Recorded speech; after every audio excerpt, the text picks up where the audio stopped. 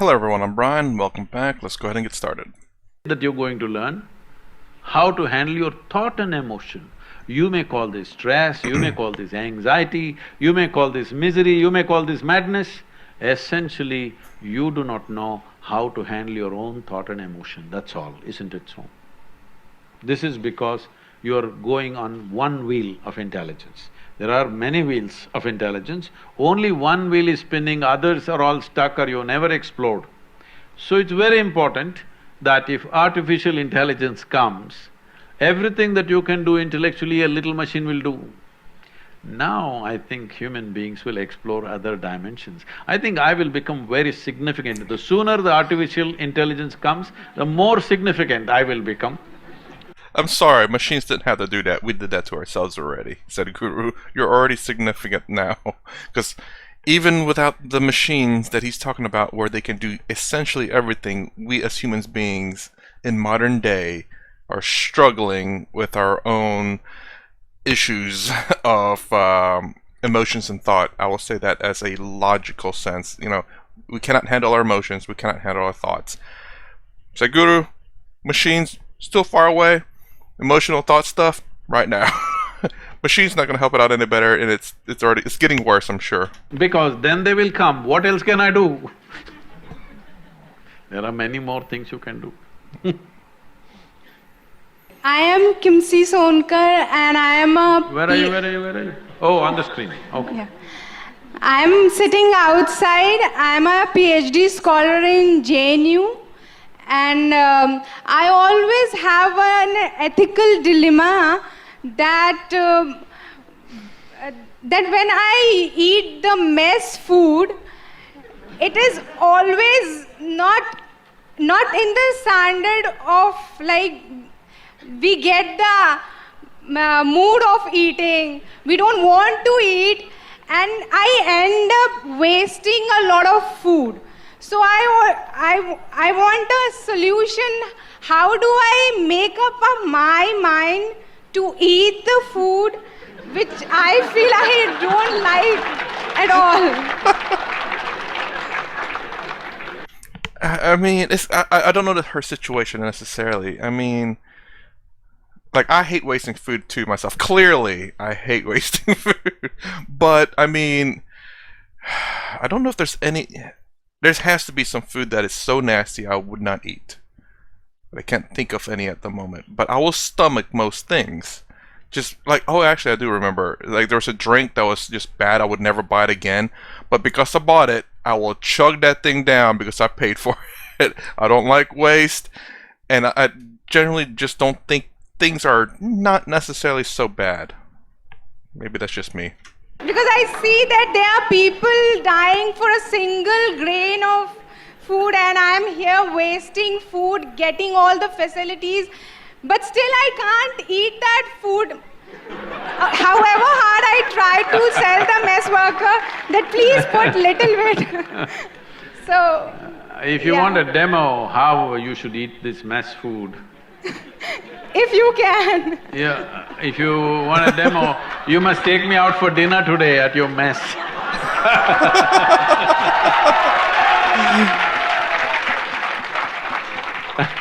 Sadhguru, the mess timings are already over, unfortunately.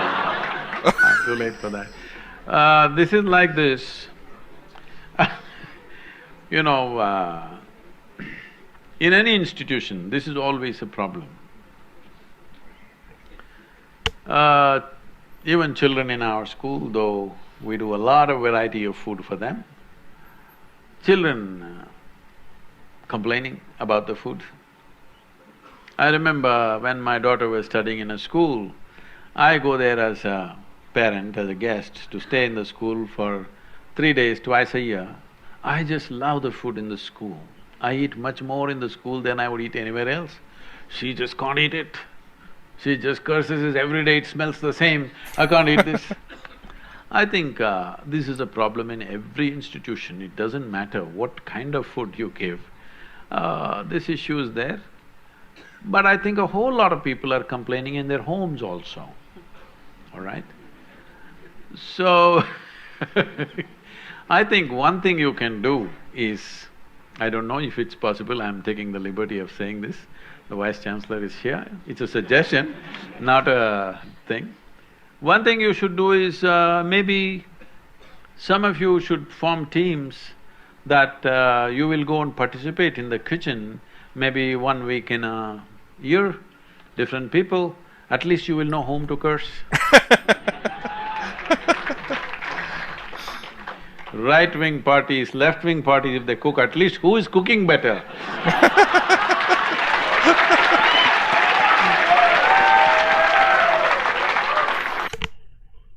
You know, I bet you if they want to prove that the right or the left wing is the better, they're gonna cook the hell out of that food and make sure that their wings, chicken wings, are cooked right, or whatever wings, you know?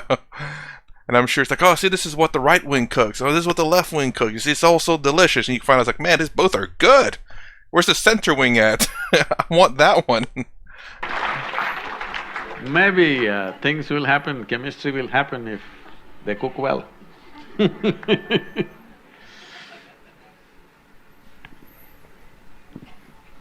Sadhguru, every time I come to know of a feat achieved or the great ability of a role model, there is an instinctive aspiration to encompass that and to achieve that for myself as well.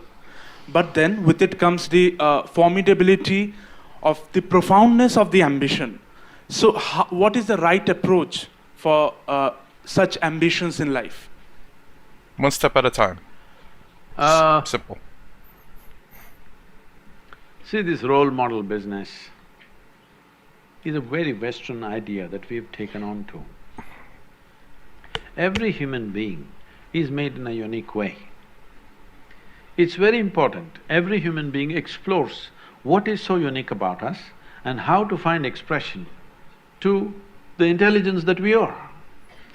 If we try to do what somebody else is doing, then one thing is, maybe it's easy because it's like a set path, already they've done it, so I want to do the same thing, it's easy to do it. But you're saying that is also formidable. But the beauty of life is that you explore the full potential of who you are, not do better than somebody or do what somebody else has done. You being better than somebody is not of any consequence. Or you being like somebody else is also of no consequence. No two human beings can ever be equated in body and mind, isn't it so? Hello? You can never ever equate two people in mind and body. This is one kind, that's another kind, absolutely unique. Never ever these two things are going to be same, do what you want. So this is the beauty of being a human being. Don't destroy that by trying to imitate somebody. Imitation we should have left in the previous stage of our evolution. You know?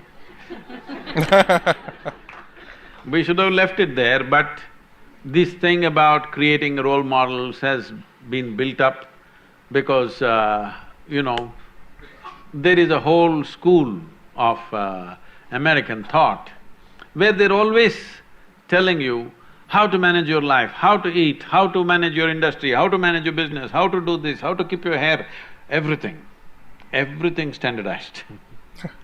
No, one person's hair and another person's hair are different. It can't be kept the same way, isn't it? Hello? It cannot be kept the same way. Forget about the head, even the hair. Hair is also unique, isn't it? So, people keep asking me, Sadhguru, you became like this, who is your role model? I tell them, see, I'd never rolled with models, so don't ask me such things. This role model business you leave, all of you, young people, you must do this in some way. You find a place which is supportive but not influencing you. No influence from the peers, no influence from your professors, no influence from your parents, no influence from society. Such a place you choose where you're well supported in terms of food and whatever. Spend at least 3 to 10 days, depending on what you need, and look at it, what is it that you genuinely want to do in your life? Is your life precious, I'm asking you? Yes. Is your life precious? Yes. If this is a precious life, In what do you want to invest this life? Please consider this. Don't do something that somebody else is doing. If this is a precious life, where do I want to invest this life? It is not a question of profession, it's not a question of becoming like somebody, it's not a question of earning or living like somebody. It is a question of what do I want to make out of this life? Where do I want to invest this life in what? So look at this in as profoundly as you can. Today if you're taking a call on something, you look at it in 25 years, will it still mean something to you, whatever you're planning to do today? In 50 years, will it still mean something to you? At the end of your life, if you look back, will you die a fulfilled human being? This is something you must consider, because this is your life and you said it's precious. If it's a precious life, it needs a certain amount of consideration and attention. Don't do what somebody else is doing. That's not the way to conduct your life. Real quick to add to that is I don't think there's anything necessarily wrong with looking up to people.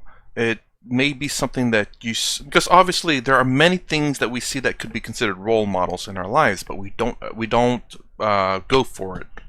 We don't choose it. For example, you know, people know famous actors or actresses, and that doesn't mean that they're role models for someone, but that doesn't mean it's a role model for you. The reason why there's a role model for you is because you said, hopefully it's because you said, I want to do what that person is doing. And what that person is doing, say for example, being an actor or an actress, you want to be pursuing that goal. You have a set goal in your life. It's not to say that I want to be exactly like that person. No, it's more along the lines, I want to follow this path. I want to be, this actor or actress inspired me. Something burning inside me I didn't realize before. I watch a football game, I watch a cricket game, I watch a soccer game, soccer is football, sorry, in the rest of the world. I watch tennis. None of them spark an interest in me. But this actor or this actress, this weird feeling in me that now I want to do. And this is my inspiration. That's what the role model is, an inspiration, not something to be copy and paste, you know?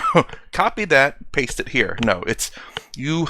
When you have an inspiration, hopefully people who have role models look to them as an inspiration, how they became. Because some role models are role models because I grew up in a poor family and a rough part of the neighborhood, and this actor or actress did this exact same thing. They were poor. As a matter of fact, they grew up across the street from me. And that's such an inspiration for you to do something good. Hopefully they take that the role model is not meaning copy and paste, but a path that you can follow to guide you to your inspiration. And to also hopefully have a guiding path that says what things you kind of need to do to be successful. You don't copy and paste. You inspire and you follow people's examples. I heard this. If you want to be a rich, you don't ask a poor person how to be a rich. You have to ask a rich person, successful people. It's not to say that all of them knows the right path. It's not to say that you go and copy and paste their path, because it might not work for you. But you have an idea of what it takes to get to success. It's not guaranteed, but at least you have a roadmap. It might not be the right roadmap, but you have an idea. It's like, okay, if I take this path, but then I have to take this path, then that path, then this path, then your road path is like this, but it may guide you to success. Not guaranteed. That's what I want to throw in my 2 cents there. Dear audience, we understand your urge to ask questions, but we'll take just one last question. Hello Sadhguru. First of all, Namaskaram. I'm a Hindu by birth, not by choice. So basically I'm an agnostic kind of person. So my question is, like, we all have been encountering a statement everywhere, like on social media and in our day-to-day life, that our religion is in danger. First of all, this question comes in my mind since my childhood. What is religion? And the other thing, how is it in danger? And is it necessary to have a religion at all?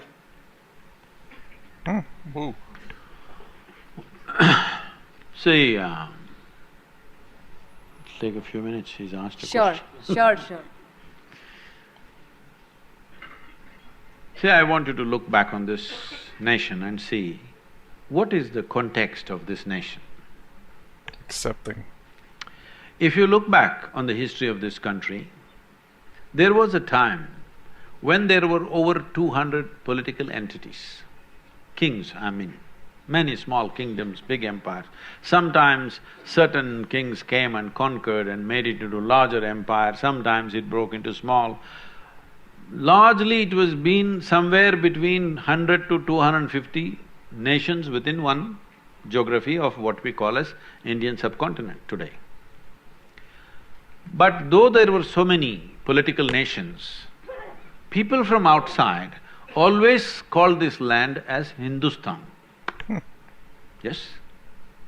Even now, if you go to Arabia, let's say Lebanon and Jordan and these kind of places, you will find thousands of women in Lebanon are still taking the name Hind.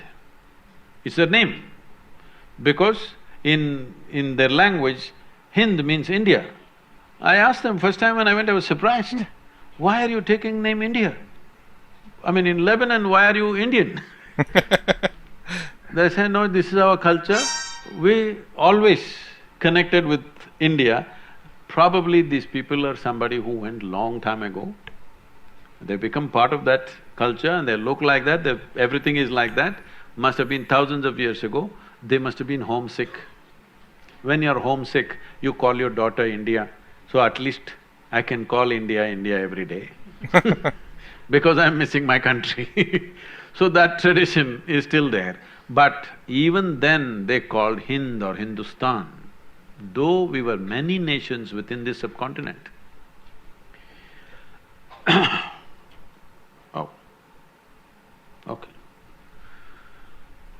So why did they call this nation Hindustan is, one thing is it's a geographical identity. The land that lies between Himalayas and the Indus-Sagara, which is today called as Indian Ocean, they call this Hindustan. Himalaya and Indus-Sagara, between that is Hindustan. So geographical identity was given, but not political identity, not language identity, not religious identity. This is very significant because they could not figure out who the hell we were even then. As even today, you can't figure out who the hell you are, that's why you're asking this question. Even then, the same question as your Vice-Chancellor asked, Sadhguru, would you answer the question, who am I? So we still can't figure out who the hell we are because this has been a land of seeking, never a land of belief. If you want a religion, essentially when somebody says, I'm religious, they always say, I'm a believer, isn't it?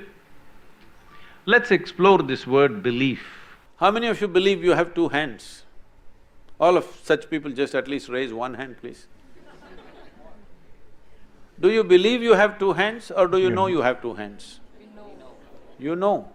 If somebody starts an argument with you and tries to prove to you you have no two hands, if their argument becomes too overwhelming, one slap in the face. He knows you got hands, isn't it? At least one. But there are so many things you believe in heaven, you believe in God, you believe in many things. Why do you believe? Simply because you have not become straight enough in your life even to admit what I do not know as I do not know. This is a serious problem. Whatever you do not know, you say, I believe. It is so human of you, so wonderful of you to see what you do not know as I do not know, isn't it? I do not know is a tremendous possibility. When you say, I do not know, genuinely within you, the longing to know, the seeking to know and the possibility of knowing becomes a living reality in your life. Otherwise, everything that you do not know, you believe. When you believe, it gives you instant confidence.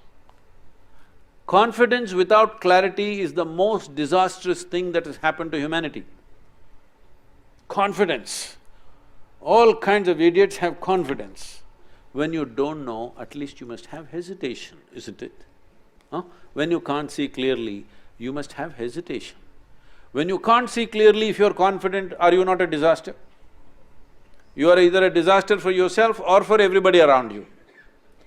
So, this land was never ever identified with belief systems. This has always been a land of seekers. Seekers of what? Seekers of truth and liberation. Just now, yesterday I was at, the BHU in Kashi. You just see there, people are coming from all over the country and now all over the world. In search of what? Mukti. Freedom is the highest value. God has never been the highest value in this culture. All the people whom you worship are people who walked this land at some time, isn't it? And they were not superheroes. They did not drop from the sky or fly in the air or walk upon the water, nothing. Just same grind as you are going through, much more grind than you are going through. If you want to take the example of anybody, either Shiva, Rama, Krishna, whatever the main deity is in the country, let's take Rama because he's always in political dispute. He's still in a real estate problem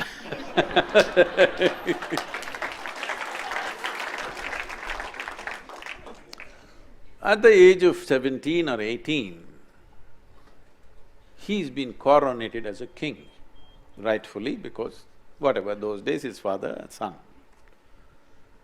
He marries a young princess.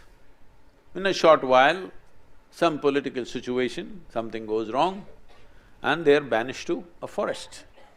Well, in your television, whatever you saw, or in some movie you saw Rama Sita doing honeymoon in the forest. No, it was an exile. Going to the jungle is not a picnic. Most of you may not know, I've lived in jungles by myself alone without any outside support. After 3 weeks, when I came back home, my mother would look at me, she couldn't recognize me because from head to toe, insect bites, this, that, you cannot be recognized. Especially if you take girls, when they come out after 2-3 weeks, you cannot recognize them because everything will be swollen, all kinds of things will happen to you if you live in the jungle. So taking a young wife and going, she's not a tribal woman, she's a princess, going to the forest was not picnic or honeymoon, it was an exile. As if that was not bad enough, the Sri Lankan people came and kidnapped the wife. Yes, happened, right? Now, he's a king after all. If one wife goes, he could have found a local solution. A king is entitled to have many wives, but one is gone, he could have found somebody next to him. But the man loves the woman so much. In those days, no GPS, you don't know where exactly Sri Lanka is located.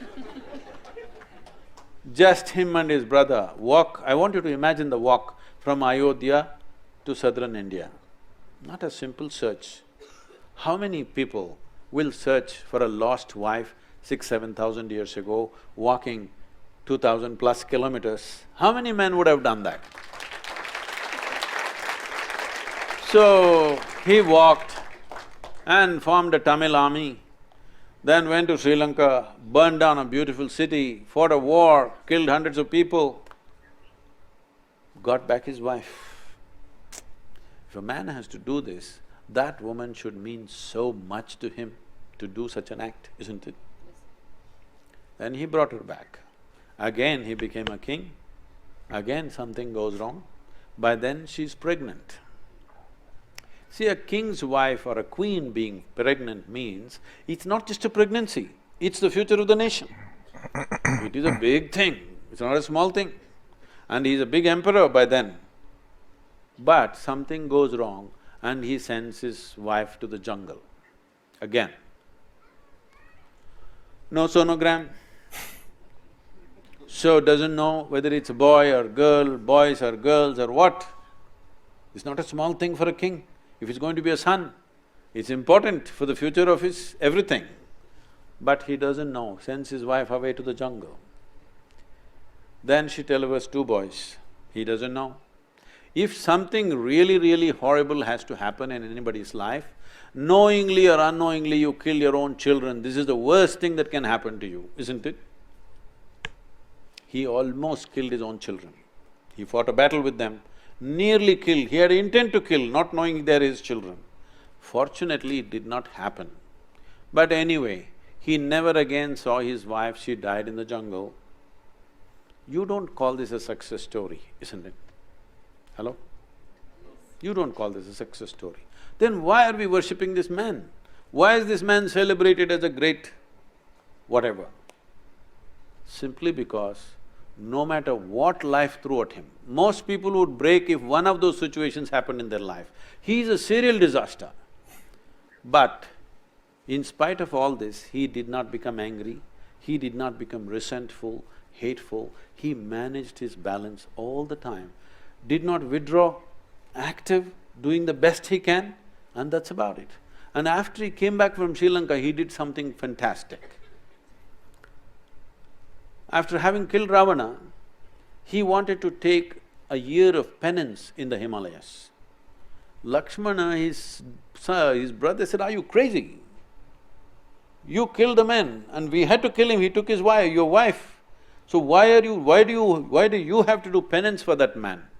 He said, "See, he had 10 qualities. The 9 qualities I killed, I have no regret.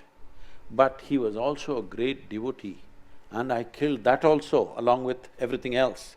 For that I have to do penance."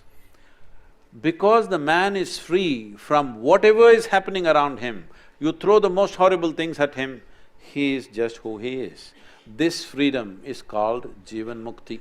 It is for that freedom that we bow down to him, not because he's a great hero, not because he's a great success. So, in this culture, the only valuable thing is that you attain to freedom from the process of life. What life throws at you is never your choice. It will throw all kinds of things at you. What will you make out of it? This is your choice, isn't it? So we always told you in this culture, never in this… Now people are beginning to say this Uparwala business. Otherwise, in this culture, we always told you, your life is your karma. Yes or no? What does it mean to you? It simply means your life is your making. Nobody up there sitting and managing your life. Well, you're on a round planet and the damn thing is spinning, you don't even know which side is up. Hello? Do you know which side is up in this cosmos? I'm asking you. Is it marked somewhere, this side up? So you do not even know which side is up, but you know who is up. This is a serious problem. No, it's not a laughing matter because it's taking lives. It's taking lives does not mean people are being killed, that's also is happening, that's a different matter. But it's taking lives because instead of creating your life, you're looking up and walking. When forever we told you, your life is your karma, what you make out of it is all there is. What is thrown at you is not in your hands, what you make out of it is 100% yours. So the idea is just this, the fundamental ethos of this culture is not religion. This is a godless country, I want you to know this. There never been the god up there. We worship a few people. It's very appropriate, today people are saying Tendulkar is cricketing god. Whoever excelled in any aspect of life, beyond a certain point, which we considered is normal human being, if somebody excelled, then we say, oh, he's godlike, he's a deva. This word God as a supreme entity never has been here. Here we are always talking about those who have excelled beyond what we normally consider as human as devas. That's why we have 36 million gods and goddesses. You must create more, there's no problem. Because after all, this is the only and only culture on the planet which understands God is our making. Everybody thinks they are God's making. Right now, Vinayak Chaturthi celebrations are going on around the country. See, this is a classic example where we create the God, we will put him there, next 10 days or 1 month, whatever, our entire life is around him, full emotion, bhajan, dance, music, whole thing. But when the time comes, we go and dissolve him in water. We made the God, we worshipped him, we enjoyed it, we enthused ourselves in a big way using him. When we are done, we dissolved him. This clearly shows you we have an innate understanding God is our making, isn't it? So, here we have only had a spiritual process, variety of spiritual processes, but never religion. We became religious in competition. When outside forces came and too much competition, we are also trying to organize, but you can never organize this culture because if there are 3 people, there are 5 opinions. Within the same house, there are 10 gods. How do you make a religion out of that? No, this is just a process. You use everything for your emancipation, for your liberation. If you listen to the conversations of your mothers or maybe your young people, your grandmothers, not some spiritual conversation, daily conversation if you listen to it, without uttering the words karma, prarabdha, mukti, moksha, there's no conversation in this country. Constant reminder, no matter what you're doing, your education, your family, your business, your spirituality, everything is only towards your liberation, always. Freedom is the highest goal, not heaven, not God.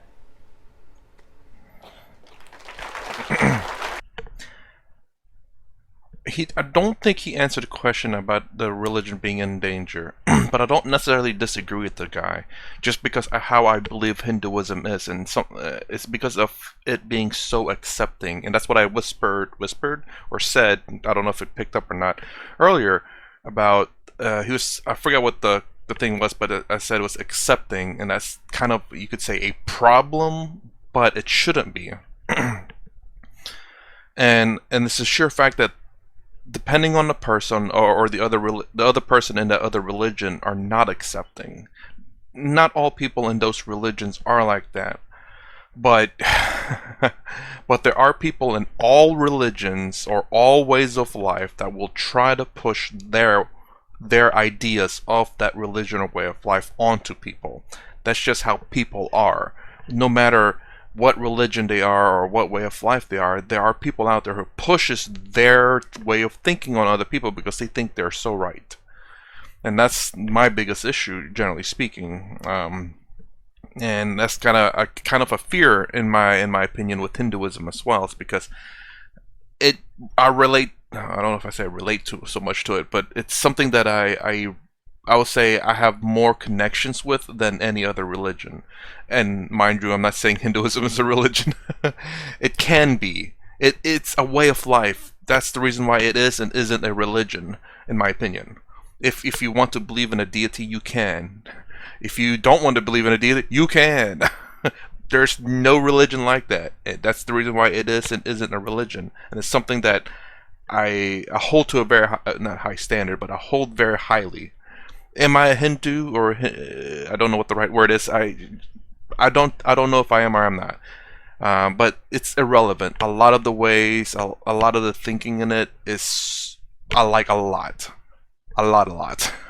Of course, Advaita Vedanta seems to be the more specific side of it, and perhaps even maybe Swami Vivekananda's way of doing it. Perhaps is. I have not. Again, I've heard some things about Swami Vivekananda and how he handles things in real life.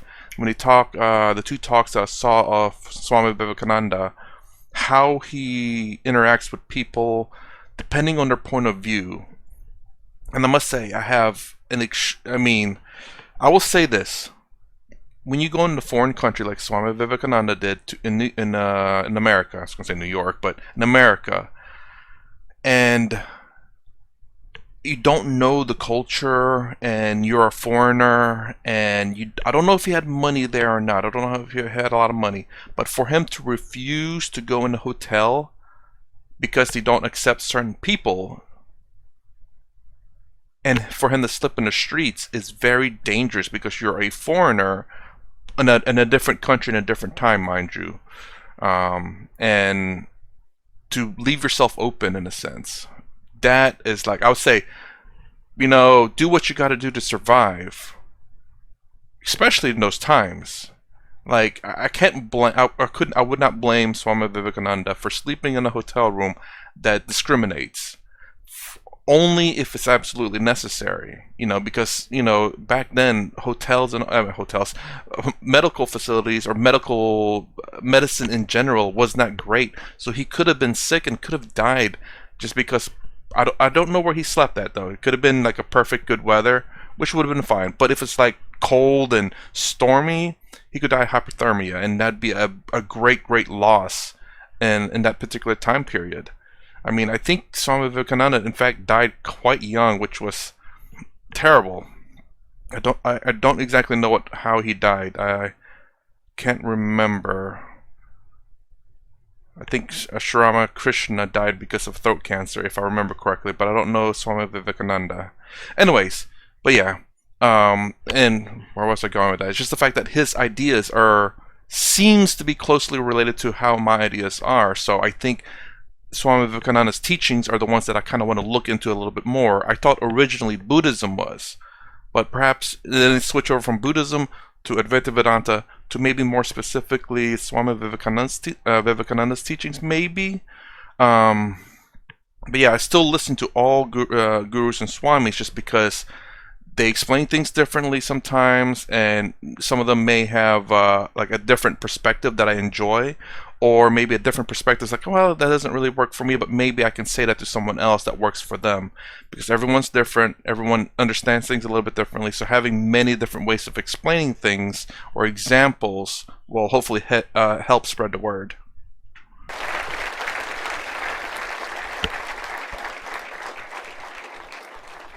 Sadhguru, you leave us with a lot of thought to ponder upon.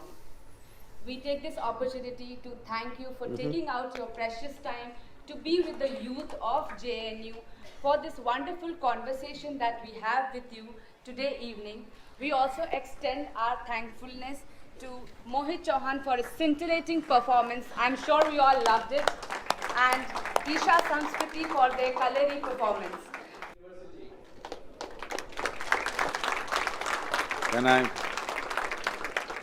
Can I just say a few words to it? I'm okay. I would like to take this opportunity to just remind all of you, you're just, as you said, 8,000 people, 5,200 in research and others in other kinds of studies. But I want you to understand, you are just a few privileged ones among millions of youth in this country. You have this privilege of being in a premier institution like this. The kind of facility and what you have here, most people in this country don't even dream about it, okay? So, for yourself, see, you must understand this. The most important thing when you're young to do is, don't be in a hurry to live. This is a time to build yourself, to build your body, to build your mind, to build your perspective, to enlarge and enhance the horizons of who you are. This time of your life should be invested in that, because as I said earlier, it is only by producing great human beings that we can create a great society, a nation and a world. So, it's my wish and my blessing that all of you should make use of this time at the university to enhance yourself as truly wonderful human beings who can contribute to the well-being of humanity in future. Thank you very much. Well, that was loud. So I did end up reading some comments that popped up on my email from the few that came out on this video, and someone said that Sadhguru doesn't do this anymore, and it kind of saddens me because I think his wisdom is greatly needed in colleges all over the world, and obviously he's only one person, but wherever he's at, I wish he would continue. I do believe college age era period, college age, I guess, because you can go to college anytime. I guess after high school, and the age after high school to 25, so maybe around 16 to 25, I think around that age, people mature differently, so sometimes they mature at a very young age, but I think that's a time where a lot of people are at a loss. They may know where they're going, but I think most people there are genuine loss, whether they admit to it or not. And of course, the world, like for me, I graduated twice at the worst time. I don't mean like I graduated college twice. I mean, at times of my graduation was the worst. I was, yeah, let's just say that. You know, people who graduated in 2020, what a time to graduate. Like, during the pandemic. I mean, my God, that's the worst time to graduate. One of the worst times to graduate. During recessions or depressions? Yeah, recessions, depressions, whatever. During a bad time in whatever country you live in, it's the worst time to graduate. And obviously you cannot plan for that. But I think with Sadhguru being able to give good life advice, even if you don't know where you're going in terms of a career in college, I think giving good life advice will help them remain more calm instead of being panicking. Like I think a lot of people kind of are in college. Like what do I need to focus on? What kind of job do I need to take? What kind of course do I need to take so I can get the job? You know, whereas I think Sadhguru can give some calming advice to help them focus on not panicking over a decision they have to make. But again, I think his wisdom hopefully will help guide a lot of young people that are during this times where I think where we would probably the most lost.